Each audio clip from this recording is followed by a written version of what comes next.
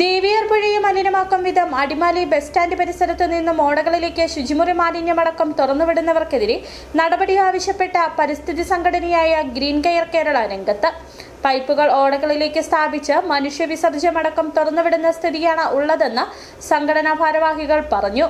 പഞ്ചായത്തും ആരോഗ്യവകുപ്പും ഇക്കാര്യത്തിൽ നടപടി സ്വീകരിക്കണമെന്നും വിഷയത്തിൽ പരിഹാരം ആവശ്യപ്പെട്ട ജില്ലാ കളക്ടർക്ക് പരാതി നൽകുമെന്നും സംഘടന അറിയിച്ചു. അടിമാലി ടൗണിലെ ഓടകളിലേക്ക് ശുചിമുറി മാലിന്യമൊഴുക്കി ദേവിയാർപുഴയെ മലിനമാക്കുന്നുവെന്ന പരാതി കഴിഞ്ഞ കുറേ നാളുകളായി നിലനിൽക്കുന്നതാണ്.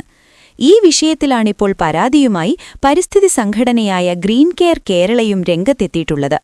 ബസ് സ്റ്റാൻഡ് പരിസരത്തുകൂടി പോകുന്ന ഓടകളിലേക്ക് ചില സ്ഥാപനങ്ങളിൽ നിന്നും ശുചിമുറി മാലിന്യമടക്കം നിർബാധം പുറന്തള്ളുന്നുവെന്നാണ് ഗ്രീൻ കെയർ കേരളയുടെ പരാതി.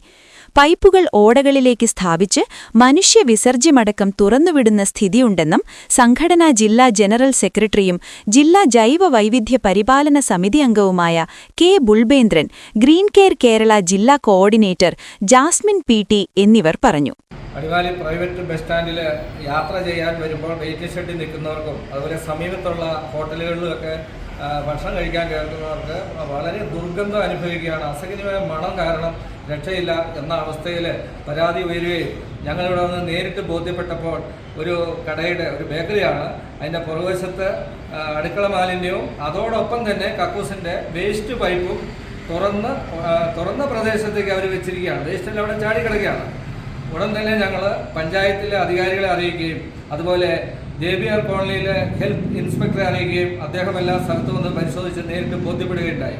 അവരുടൻ തന്നെ നോട്ടീസും കൊടുത്തിട്ടുണ്ട്. ഓടകളിലെ വെള്ളമൊഴുക്ക് നിലയ്ക്കുകയും മാലിന്യം തള്ളുന്ന സ്ഥിതി വർദ്ധിക്കുകയും ചെയ്തതോടെ ബസ് സ്റ്റാൻഡ് പരിസരത്ത് അസഹനീയമായ ദുർഗന്ധമുയരുന്ന സ്ഥിതിയുണ്ട്. ഓടകളിലേക്ക് പൈപ്പുകളിലൂടെ മാലിന്യം തള്ളുന്ന കാഴ്ച ആരോഗ്യവകുപ്പിനെയും പഞ്ചായത്ത് അധികൃതരെയും നേരിട്ട് കാണിച്ച് ബോധ്യപ്പെടുത്തിയെന്നും പഞ്ചായത്തും ആരോഗ്യവകുപ്പും ഇക്കാര്യത്തിൽ നടപടി സ്വീകരിക്കണമെന്നും വിഷയത്തിൽ പരിഹാരമാവശ്യപ്പെട്ട് ജില്ലാ കളക്ടർക്ക് പരാതി നൽകുമെന്നും സംഘടന അറിയിച്ചു. നിലവിലെ സാഹചര്യം തുടർന്നാൽ സാംക്രമിക രോഗങ്ങൾ വരെ പടർന്നു പിടിക്കാൻ ഇടവരുത്തുമെന്നും പരിസ്ഥിതി സംഘടന വാദിക്കുന്നു. City vision, Adimali.